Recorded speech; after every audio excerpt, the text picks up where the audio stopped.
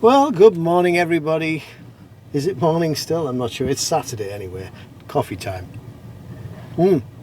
So this week is one of those just annoying weeks where there's lots of little bits and pieces that now need to be fixed, and there's no major progress how I want. Just no 10 giant strides forward.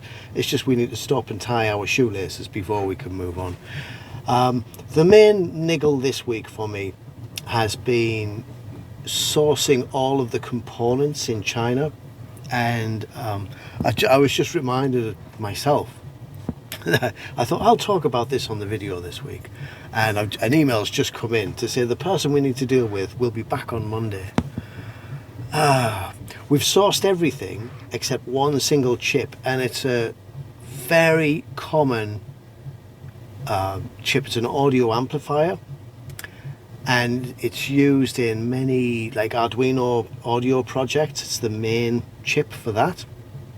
And I think the problem they had was I gave the correct chip number, and all the Arduino projects use clones, so they're using like these counterfeit versions, and the people who assemble the circuit board said, oh, that chip's no longer manufactured.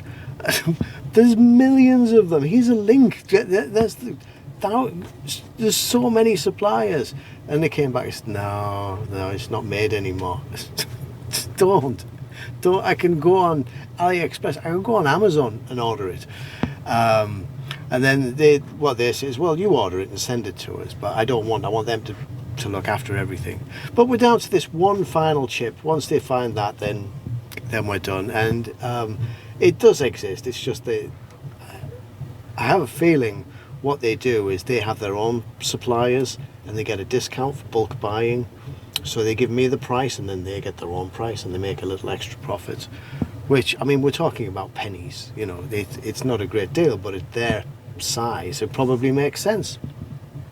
Other than that, we are plodding away with Bewilder. We have this giant wad of paper. This is the script and the flowcharts for Bewilder, and working with child actors.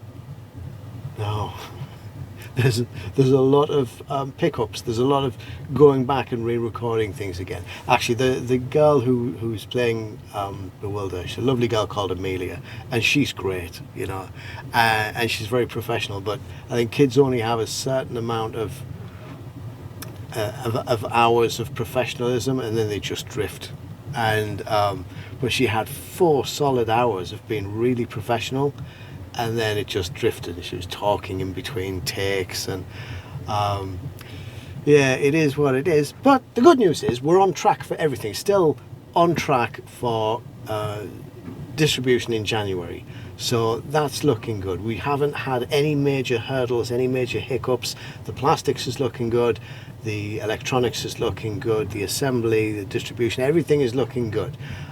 So that's the progress this week.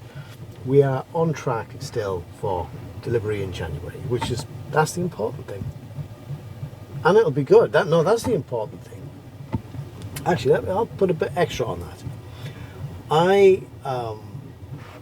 In my former life, when I was a hotel manager for a long time, I used to say when I was training people to be managers, and I would say, what's the goal of your restaurant?